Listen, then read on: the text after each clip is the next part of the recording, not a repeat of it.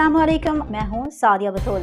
सबसे पहले शामिल करेंगे आज की अहम खबरें। Fast 96 news vice chairman Mohammad Irfan Sandhu Karachi DIG east zone Usman Ghani Siddiqui की जेर सदारत जिला कोरंगी के क्राइम का जायजा लेने के लिए एक इजलास डीआईजी ईस्ट ऑफिस में मुनक्किद हुआ। इजलास में SSP Korangi, SSP investigation Korangi, तमाम डीएसपी ऑपरेशन और इन्वेस्टिगेशन एसएचओज और एसआईओज ने शिरकत की।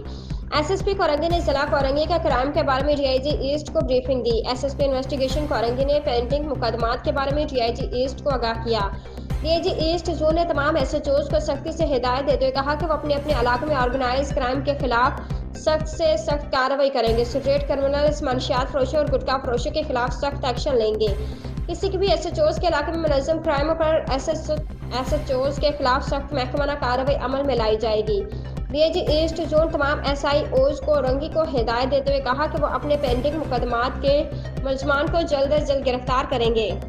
मफरूर और इश्तहारी मुलज़मान की गिरफ्तारी के लिए हर मुमकिन इक़दाम करेंगे। तमाम एसआईओ इस अमर को यकीनी बनाएंगे कि वो मुकदमात को अपने टाइम पर अदालत में चालान की सूरत में जमा कराएंगे। डीआईजी ईस्ट ने कहा कि वो अच्छी कारकर्दगी पर अफसरान का इनाम देंगे और कमज़ोर कारकर्दगी दिखाने पर महकमाना कार्रवाई उनके खिलाफ अमल में लाई जाएगी।